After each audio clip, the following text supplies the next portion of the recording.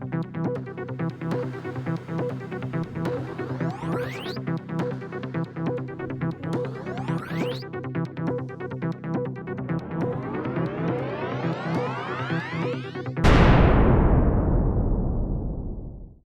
to episode 3 of the NeuroMarvels. I am Dr. Gwen Palafox, a neurotypical psychologist who is just having a blast with Dr. Dana Waters. Dana? Hello, my name is Dana Waters. I am a neurodivergent psychologist. I was diagnosed autistic about 6 years ago. Yeah, and we're here to create a space of curiosity. Yeah. And exploration. And understanding. Yeah. So today's topic for our episode really is born out of our conversation of sensory sensitivities from episode number 2. So we'd like to actually pick up masking as the topic of our episode today. Dana, you want to start us off? Sure. Yeah. Gosh, when I was first learning about masking, which is basically someone putting on, presenting themselves to the world in a way that's different than what's going on internally, necessarily, right? All of us do this to a certain extent. You know, I'll share this with my students. I remember when I was in grad school once, and I always sat like towards the back because I'm farsighted.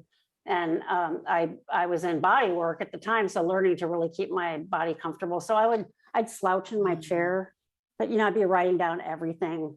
And my instructor was talking about that idea of sort of social impression, like what do people think we're doing when we're doing any particular thing? And then she said, "Oh, like Dana back there slouching in her chair." I was mortified that she noticed I was slouching in my chair. She said, "So my assumption could be that you're bored or whatever. Is that true?" And I said, "No, actually, my neck hurts and I'm trying to do what I can to keep my body comfortable and pay attention at the same time." And she said, she's like, there's a good example of how one person thinks one thing, one person thinks the other. Now, I could have gone another way with that. And after that, thought, oh my God, she's going to see me as, lazy or whatever. And then I could go into always in her class, sitting straight up and looking like I'm taking notes and always paying attention and not slouching. That would be like a version of masking, right? So we, groups that we belong to or ways that we are in the world are versions of masking for anybody. They're sort of like, we could look at them as like social norms, right? Relatively common social norm, not to pee outside in front of everybody, not to be naked, aside from where people are hanging out all naked together. Those kinds of things really are versions of social norms, are versions of masking, really. But when we're talking about autistic folks, it really is autistic masking is deliberately or unconsciously hiding things about yourself that would give away the fact that you're autistic, right? So one of the most common things I'll hear people talk about is if they have a STIM, a self-stimulatory behavior that's regulating, hand flapping or something like that, they won't do it in public because they're going to get weird looks or people are going to judge them. And you'll see people, and myself included, go to things that aren't visible, right? So doing number counting in your head or imagining symmetry sorts of things could be a version of that regulatory kind of thing, but people can't see. So I'm masking that, right? I may, going off our episode from episode 2, I may be really drained socially and not have a lot of energy, but I get invited to another party and I go because I don't want anybody to know that I'm drained or I might not have any spoons left or whatever else that might expose. So I go and I try to act as normal as possible, right? Yeah. All those kinds of versions of masking. And I certainly have clients, and I have engaged in masking that's even self-deceiving, right? In episode 2, we were talking a lot about being aware of your senses. If you're not, how could you know, right? Yeah. So a lot of the work I do with adults is almost an internal unmasking as well. Like, what are your needs? How can you advocate for yourself? Those kinds of things. What are you comfortable letting other people see, right? That has to do with identifying you as autistic. Some are done for us, right? If you've got a child who's gotten an evaluation and then they get a education plan and they talk with the teacher, now that teacher knows, they may or may not tell the rest of the kids in the classroom. So you can have these sort of split masking scenarios where some people know and some people don't. But masking takes an energetic hit, right? So if I do go out socializing with another party that I really don't have the energy for, chances are I'm gonna hit an energy wall later that night or maybe even the next day, that kind of thing. So I've sort of described a continuum because I do want to make sure that people know that masking, to a certain extent, everybody does, neurotypical or not. And then there's this idea of what about you are you hiding, right? So for years, I was in the closet. I wasn't out as gay. That was a version of masking that, right? And then came out and told people, and now it's out there and people know.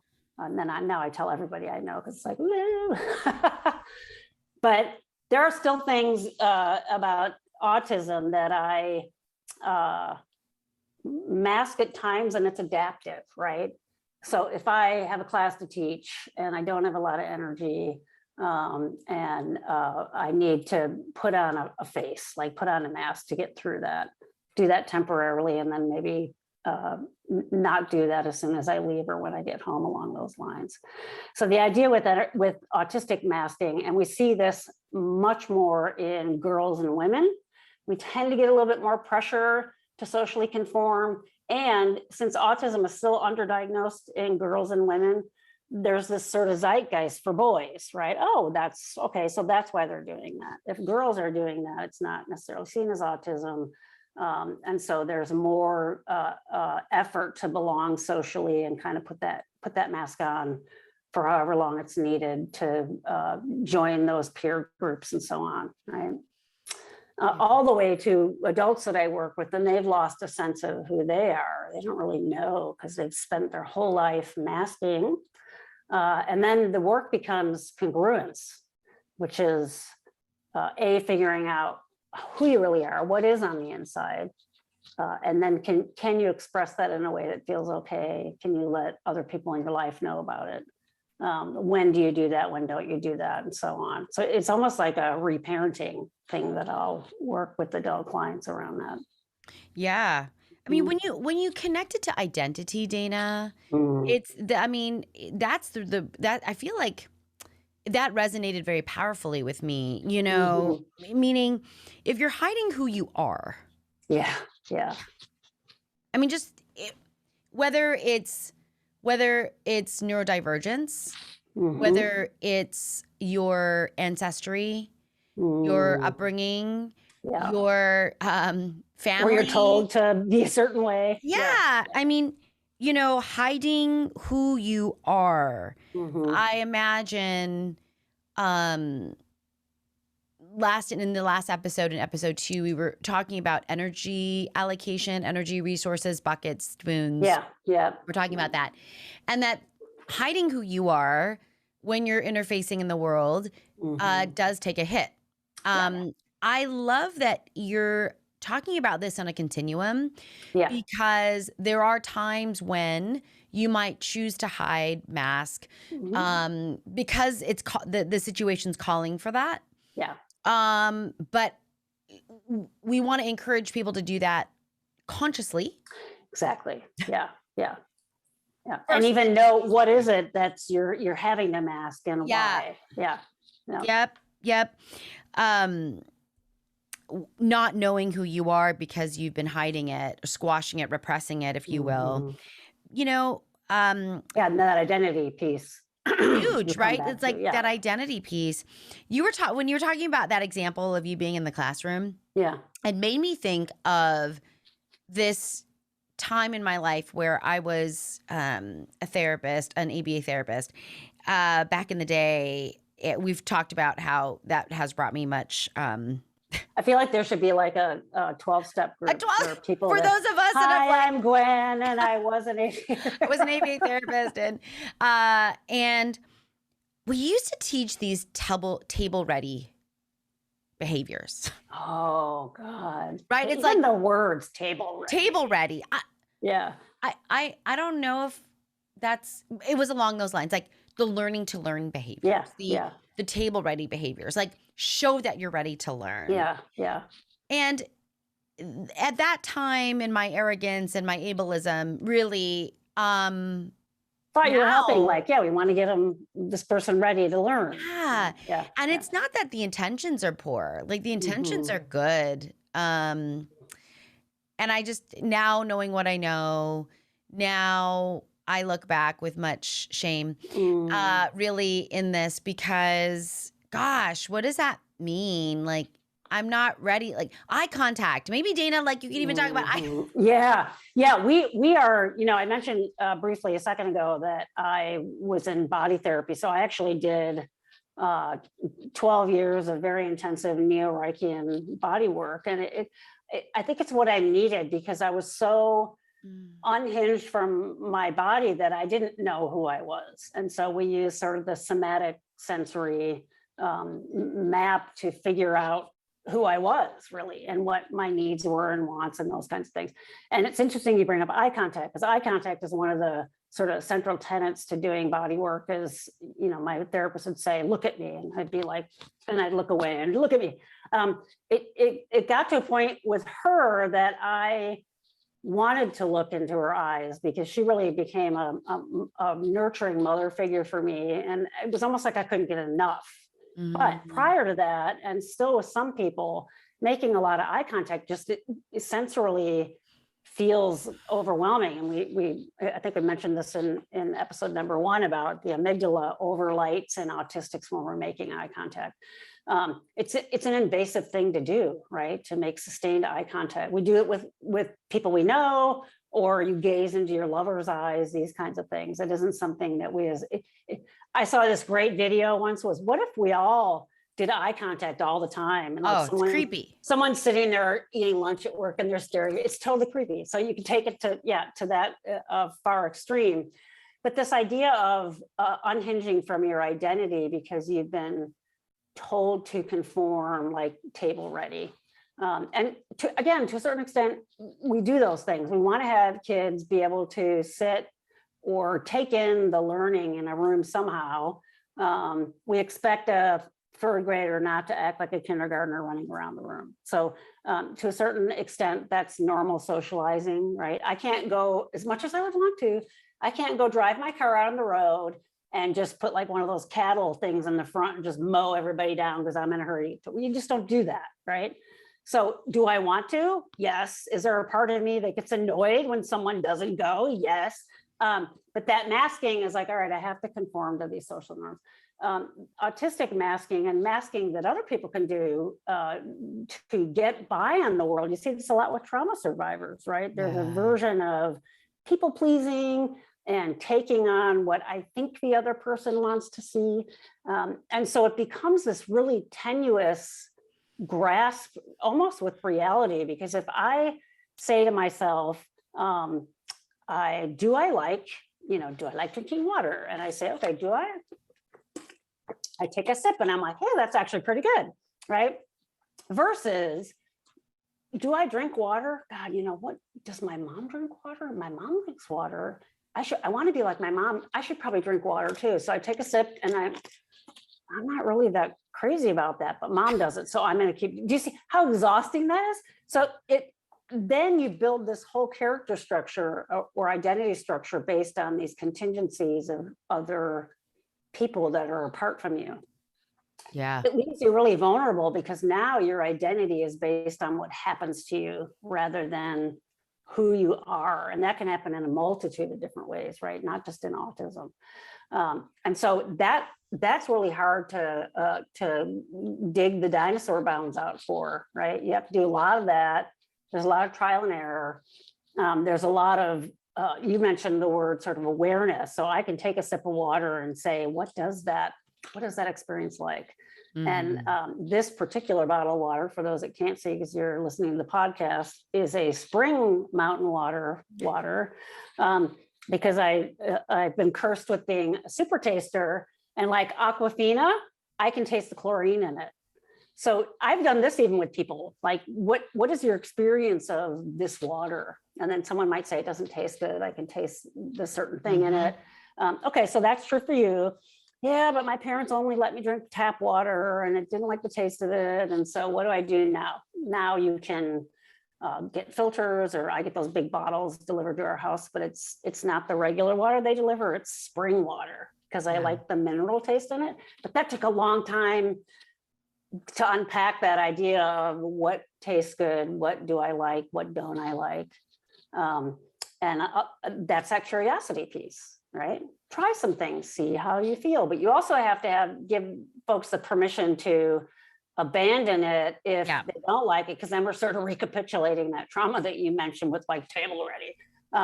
So try some things, see if they work for you, see if the environment will tolerate that, and figure it out. Yeah, it's almost like the paradigm shift of moving from acting from protection and fear, right? Yeah. I'm fearful of something, so I'm protecting. Yep. Shifting that paradigm to curiosity, experimentation. Yeah. Like, and then like kind of feedback or checking back in with yourself about how that worked. Yeah. How do we do that? I do agree, like giving permission for that, encouraging systems to give permission for that. Yeah.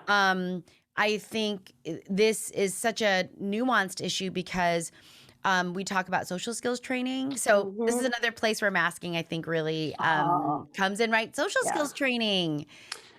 And that's really the rub for anybody is to fit in society, fit in social ways of being.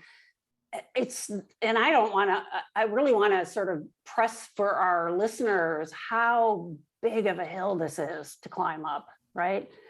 Because it really is about how can you do yourself in a way that's congruent, but still have people in your life like not be like, forget that person, she's crazy. You know, and I use the word crazy playfully. But there is that sense of what can I do, what can't I do, and really communication is key, right? So letting someone know, I go to someone's house and I'm thirsty and all I have is tap water, I might say to them, I had some neighbors that did this, and I'll say, you know, I just want you to know that I'm going to bring my own water over, and here's why. It sort of worked because I also had to go off gluten for other reasons, so I could say, but I was like, you know, I'm a super taster. I'm just going to, you're not doing anything wrong. It's totally okay. I'm taking care of myself. And then they're like, oh, sweet, you're taking care of yourself. So I know you feel good about that. But even that one example took so much work and so much unpacking. Like, am I worthy of this? Maybe it's just easier to drink the other water or not have a lot of water at all. What are they going to think, right? It's exhausting, right? And then if you don't even know in the first place that you don't like tap water, you know, you got to get to that base before you can even advocate for yourself. And if someone is unhooked from and doesn't really know who they are, there's that trial and error. I tend to go back and say, do you remember, like in the Wayback Machine when you were really a little kid, what kinds of things do you remember liking, right? Oh yeah, you know, I loved playing with my Legos, or I loved hanging out with the dog. And that's a starting point, because little kids are so pure, right? They let you know when they don't like something. If you put something in a baby's mouth that they don't like the taste of, they just let it come out. Like some of us would love to do that after dinner at times, but you don't. You indiscreetly, or you discreetly, you know, put it in your napkin, or you just swallow it and then don't eat anymore. So there is that kind of basic sense of all those layers. What is really you? What is the behavior that's attached to it? What is the sensation that's attached to it? Can I communicate that to other people? Will they understand? Right? Will they be okay with it? Who is safe to do that with? Who's safe to do that with? Because it's important. You know, it's important to know where you can do things. What you know, the timing of it. I mean, it is a lot to consider. And when we consider the difficulty of I mean, this is a really high level critical thinking Oh, yeah. process. This is not something that even young brains are even organically ready to do. Exactly. Yeah. So they may need, like, an advocate or someone to help them. Like, I noticed that when you bounce your foot up and down, you can really focus on math. Yeah. And the kid's self-conscious, or someone they're sitting next to it bothers. And I've literally had parents. I had one parent that had an autistic 8-year-old, and this mother was such a great advocate. She was like the model to go, and she used to be a teacher. So she'd go in there and say, here's the scoop. They bought some of that poster board stuff that you can get, and they wrapped the bottom of the daughter's desk with that, so that when she was bouncing her foot, it wouldn't bother anybody else. And the daughter was okay with telling the people in the class what she was doing. And then a couple other kids wanted to do it too.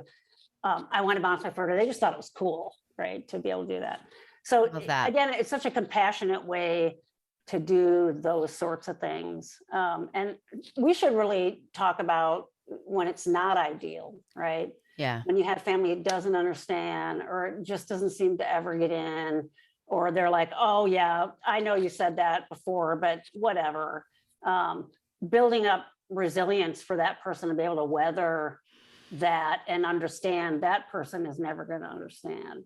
And the sooner you can let go of wanting them to, the better you're going to be off, right?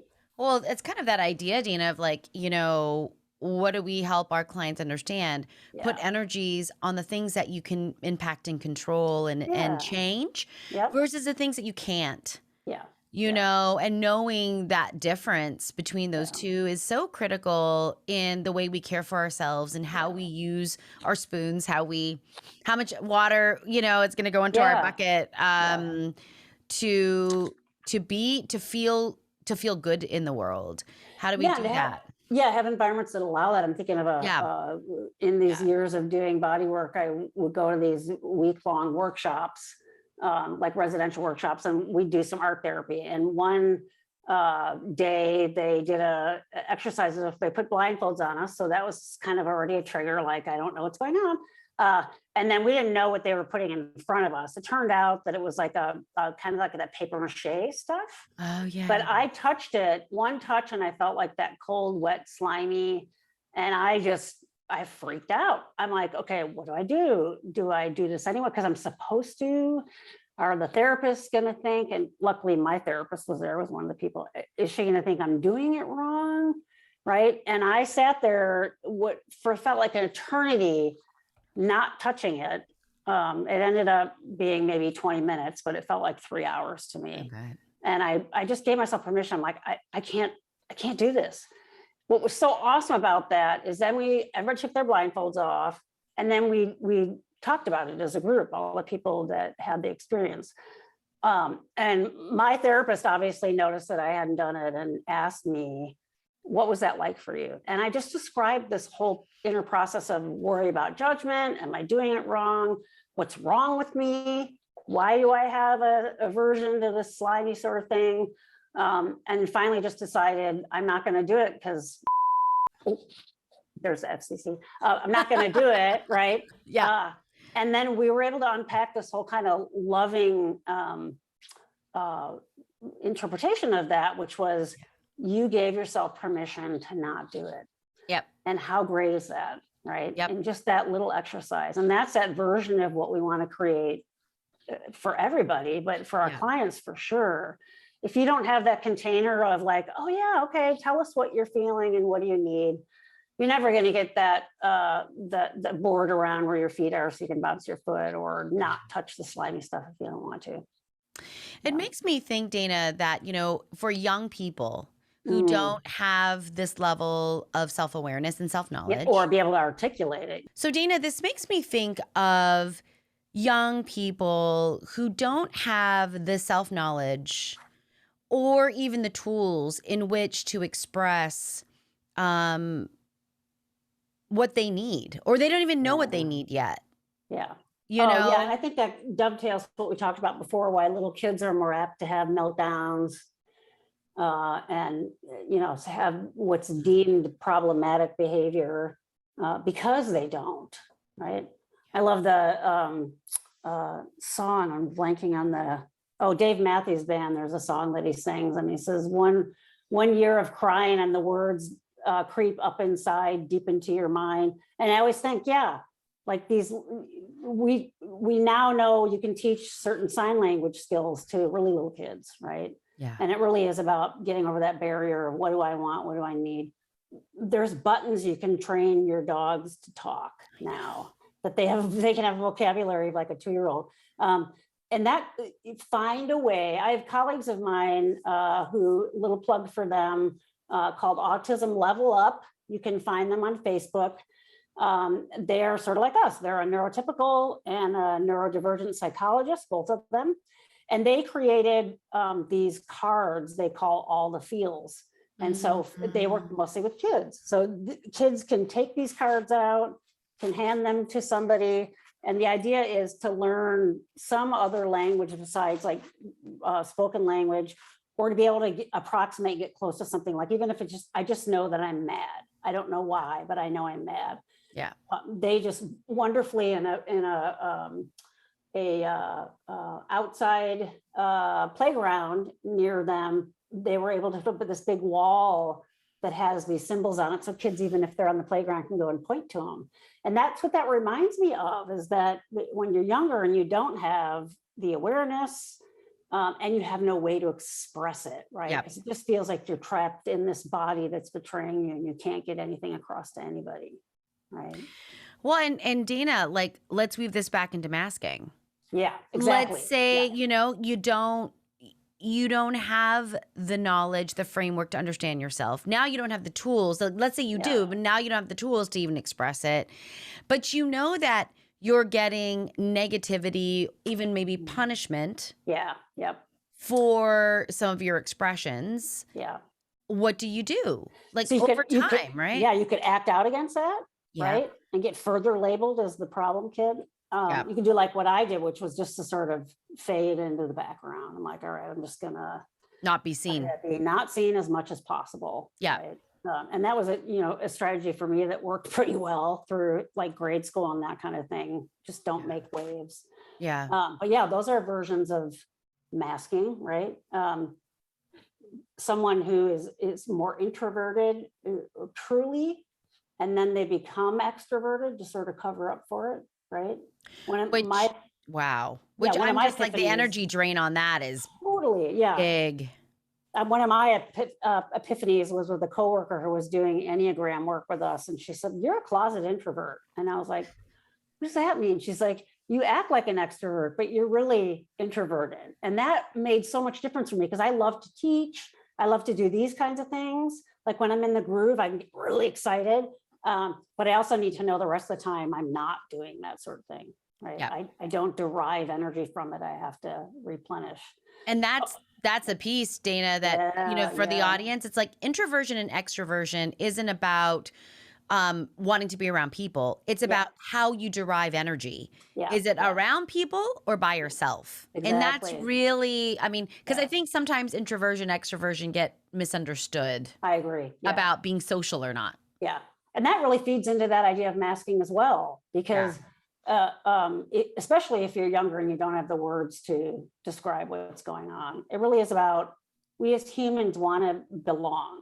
There's a reason we've dominated the planet the way we have. We have these absolutely lizard-driven primitive brain to belong, right? And if you take that to the nth degree, it's about like people pleasing, making sure everybody's okay, making sure I'm not annoying anybody. And then that really is the roots for masking as well, right? I need to blend in, make sure I'm okay with everybody else.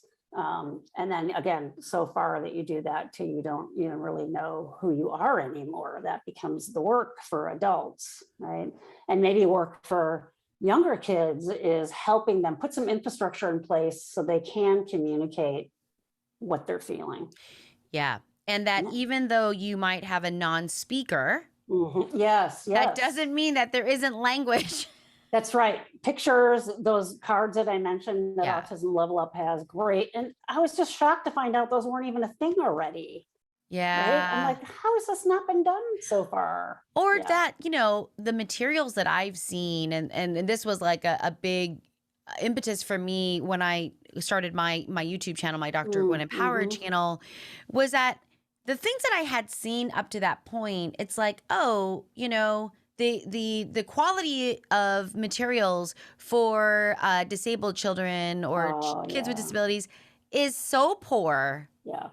I was like, what I don't understand. And you know, you and I were talking offline about some of that where I was just so appalled. I go into classrooms even now and I'm like, you're showing a video from like 1982. It's not even relevant. And exactly. Today, like they don't need to send a fax. It's like, so out of context. Yeah. They don't. I love that. Because imagine being the kid who's living in 2022 and the system is living in 1982. It's a good analogy, right? Yeah. We think about kids that are non-speaking. When the iPad and ways to communicate through a keyboard came out, we're like, oh my God, there's this whole world we didn't know about. It's not that it's not there. It's that they couldn't get past that barrier of the disconnect between neurotypical world and not through communication was that huge barrier, right? Yeah. Yeah. I mean, presumption of competence. Like, let's presume that this person is competent and is existing there, and that accessibility. I mean, going back to our conversation about, you know, the social model of disability. We talked about that in our first episode. Equity together. Versus equal. Yeah. And it's like, it's really about accessibility. How disabled someone looks has a lot to do with the access that they have to integrate into their communities and environments. So I should mention something else too about unmasking, right? So unmasking can be a long and difficult and arduous process on a lot of levels. I think that inner discovery, like who I really am, is almost always positive, because when you're living congruently, you just kind of feel it in the depth of your gut. It's like, this feels right. This is awesome. And I always ask folks, another way to figure that out is, what would you be doing if it were just you? And you didn't have to worry about another human being or anything else. It's like, oh, well, I would be watching, you know, all the Harry Potter movies back to back in one single day and eating chocolate chips all day. But I would never do that in front of my wife, for example, something like that. Yeah. The hard part about unpacking and unmasking is the environment tends to react, right? So you've been one way your whole life, and you put the needs of others first or something like that. Now all of a sudden you start to say, I have needs. People get deemed, you know, you're selfish. Why are you doing this? You're in therapy now, and now you're changing. The therapist is ruining our relationship or something along those lines. And so even context for that, to say this person's going to start being real, and you need to be able to roll with that or be just as curious and want to learn from them about who they really are too. But typically they meet a lot of resistance with friends and family, sometimes lose friends and family by being real, because now that system is shifting, right? That family system shifting. If you've had one role your whole life and now you're a different role, the family system kind of freaks out and says, wait a minute, we're not in equilibrium anymore. Yep. So that's important to know too. That's probably been the biggest kind of pain well that people go through when they start to unmask, right? Yes, which it's a conundrum. I imagine it's a conundrum, you know, how do I get congruence and then lose something else? I don't know, like the fear of the unknown about how people might respond. And that we don't occur and exist in a vacuum. Yeah, because there's potential loss there, which is really scary. You know, you want to do what you can to resist that. Yeah. So having people talk with the people in their lives to, again, having the words, if you're an adult, to say, I'm going through this change process. I'm not going to articulate all the changes to you, but, you know, live with me and see what you notice and see if it's for the better. If you've got younger folks, you know, there's more intervention that has to happen maybe on the therapist part, or aiding them to let that system know they're going to be changing because they're actually going to want their needs met. They're going to start asking for that. Maybe there's a hump to overcome to begin with, but then they notice the larger picture starts to get more settled. It starts to get more calm. It starts to get more kind of zen because that kid is being able to convey things and get their needs met and be okay. Yep. Right?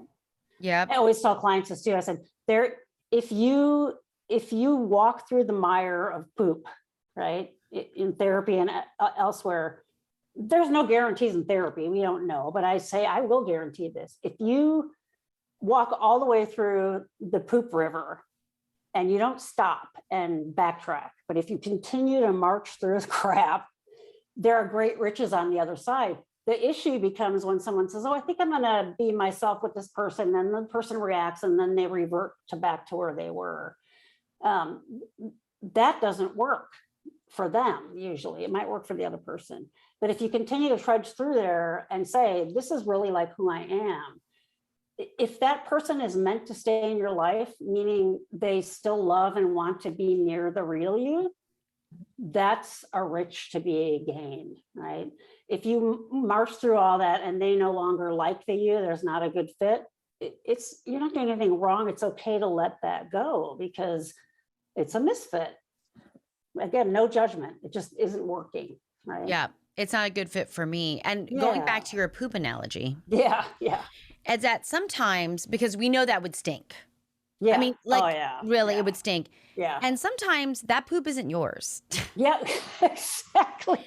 Like it's going to get on your shoes and it's going to stink, but that's not necessarily your stink. I mean, you're in it. Your elders or your parents. You know what I'm saying? Yeah, so like, you know, and that's tough because I think about how much emotional regulation you need to kind of remain resilient through that journey. Oh, God, yeah. And this is why I think therapy is not a quick fix. Yeah, for sure. This is not an 8-session thing. Yeah. Which oftentimes, I mean, we're in a situation where they're like, you've got 8 sessions. Oh, you've got to cover 24. You got a 12, you know, you got 12 sessions or whatever. And you're just like, people don't work this way. Yeah, that's right. So that's funny. Or like in my case, I've been with some of my clients, for a very long time. I mean, over a decade, where I started with them at 6 and they've graduated college, right? Oh, cool. So I'm either, you know, I've been accused of either being the worst and most ineffective therapist of all time. Oh, okay. Because I've been with them for so long. You know, or someone who's just who's incredibly lucky to be a part of someone's journey. Yeah. But, you know, I think the idea of mental health too, we're not as a society down yet for the importance of mental health. Yeah. And the word that comes to mind for me is a big, you know, shit-filled word is shame, right?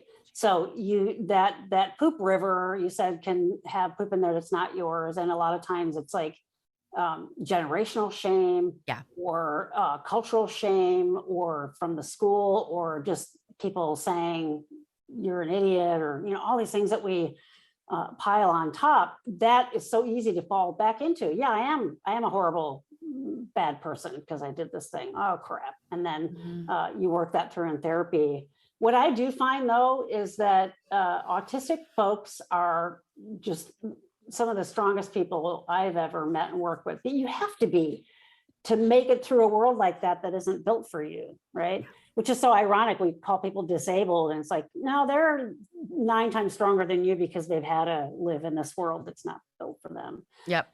That's where you start to get them to understand that that's true for them, right? And then they can start to change in that way. And it doesn't have to be that you hit someone in the face. You can say, I really want to hit you in the face. I'm not going to because I love you, but I really want to deck you right now. That's very different than hitting somebody, right? Yeah. And though you talk about social skills training, to me, social skills training really is just about language. It's about teaching someone and modeling for someone how you can convey who you are and what's going on with you to another human being in whichever way that takes, right? It's all about those relationships. And again, the one thing we can't control, though, is how the other people will respond. Yes. We pray that they'll be receptive they're human too, but there's a lot of sort of intentional setting for that, where they can go home and say, this is what my therapist told me I need to talk with you about. I'm going to be doing some changing. I want to be able to talk with you. I don't want it to be just fights. Can you go on this ride with me? Because that's the biggest barrier I see, where people are like, what is going on with you? Versus being able to say, I have all this stuff going on and it's not about you. This is my thing. And it's so easy for us as therapists to use that language because we've done it for eons, but it is not an easy language to pick up at all. No. And I think the therapy session offers a framework for which people understand what it's about. Yeah. Like, it's open and closed. It's time limited. It's there for a reason and a purpose. And so being able to create spaces like that outside of a therapeutic session with someone who's not trained to do that is really challenging.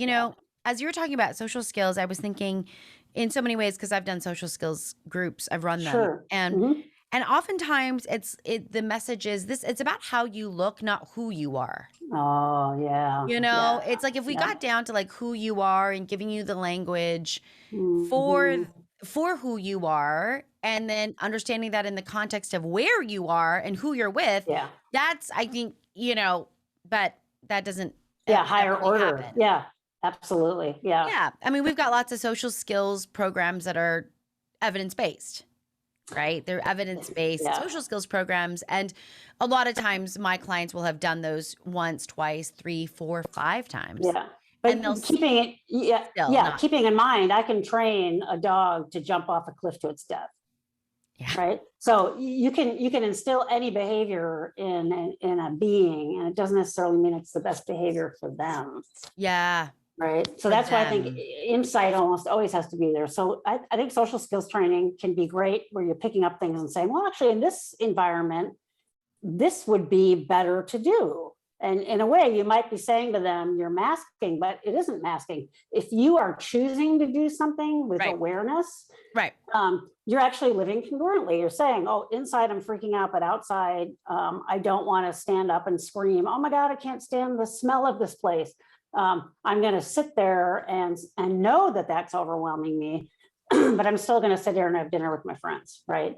So if it's deliberate and it's known and it's conscious, it's no longer masking. It's choice making, and that's where the empowerment is, right? That's the difference. The permission to make a choice. Is that difference. I think, especially because this is inevitably anchored to identity. Yes. Yeah. Because if you say, I'm going to do this because I want to do this, even though I know it kind of hurts and everything, I'm going to do it. As soon as you're in the driver's seat, you have that efficacy, you have that locus of control, to use some other terms, and you have that empowerment because it's something you've decided to do rather than it being done to you. Or you being a victim, or you having to do it because you've been coerced. That's right. To do it, or you're trying to avoid punishment, or there's a fear, fear kind of component or shame component to that. Yeah. I think for anyone in the audience who's listening, because we're in episode 3 now, so I really feel that we have 3 people. Okay, 3. This is how I'm going. 3. So we're gonna have to do like a million episodes, right? In order for just to if anyone's listening to this and they have a sense of like, how do I know what masking is? How do I think one, it will resonate with you. Inevitably, trust your gut and that it resonates with you. And the idea here is, how do you make choices about how you spend your energy? Because your energy is valuable. And you're valuable. And that trial and error. So I'm going to say, all right, I'm going to try this thing. I'm not sure. I've never done this post-mortem of whatever you did with, actually, I really liked that. That was good. I think I can do it again. Or I enjoyed it, but God, I took a huge hit. So then you write that kind of down in your spreadsheet of, I can do this, but I need a lot of recovery time. And those are literally things that you're getting to know you. You're getting to know yourself better. Getting to know all about you. I had a client that used to sing that every time we would explore parts of him. He's like, I'm just getting to know myself. Yeah. There, I just wrote that these are experience autopsies. That's what, exactly. Autopsy. Let's do a little autopsy on this. Yeah. Because it could be a little gruesome. Yeah. Because how else are you really going to learn? Right. Yeah. Yeah. Think about when you first tried a food that you love now, there was some point upon a time that you tried it for the first time. And if it wasn't a traumatic experience, you gave yourself permission to spit it out if you freaked out. Yeah. Right. Yeah. And then you eat it and you're like, oh, this is actually really good. Cool. But if you don't give yourself the permission to abort, it's not a good experience. Right. You have to be able to have the aborting thing. Yeah. You do. Or that there's an endpoint. Yeah. If you're going to try something kind of gruesome or gnarly that you imagine to be gruesome or gnarly, that you're only going to do it if it's not forever. Yeah. That's what good dentists are. I love my dentist. He's like, this thing's going to last for about 120 seconds. And I'll literally count because I know it's going to end then. And it puts me in the driver's seat because I'm counting. Right? Yeah. Oh, yes. About even good bedside manner for physicians who they tell you what's happening. They tell you why it's happening. Yes. They maybe count down to that. It's so, the discomfort there, and that we have to, I think, understand that there are discomforts that we experience that are not life-threatening. Yeah. And that we sort of have to do to move through the world. All of us do, autistic or not. Yeah. For sure. Yep. So giving yourself permission to use the energy and to know how much energy the spend is on a certain thing. That. Yep. And if you don't know, experiment. Yeah. Stay I think curious. That's what a lot of childhood is, right? It's all about trying, seeing what it's like. Yes. And you're not going to have mastery right away. Right? No one has mastery over anything right away. You have to give yourself permission to know that first time you walk, you didn't go from crawling to perfect walking. You fell down. That takes time. Yeah. Yep. So being able to ask for space, ask for what you need, create spaces for yourself. That's challenging. It's a very hard skill. So yeah, but what's great about the word, like the postmortem that you mentioned too, is we have other words for that in our field, like the repair, right? Yeah. So if you do have a blow up at a family member, it doesn't mean that all is lost and now this is this dug in mark for now until the eternity.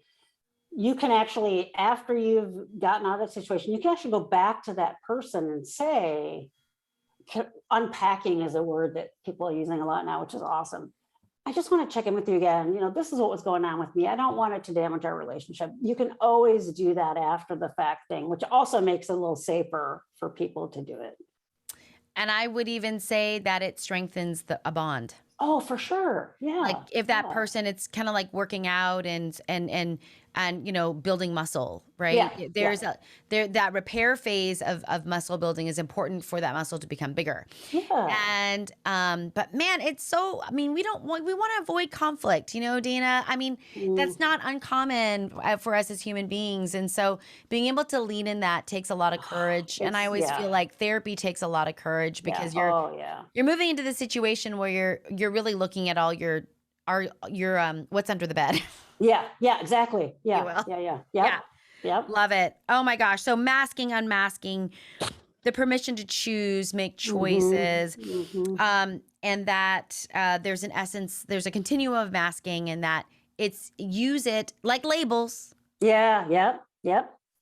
Exactly. In very conscientious, with ways of intention. I guess. Yeah. Now we have to invent another word now, maskism.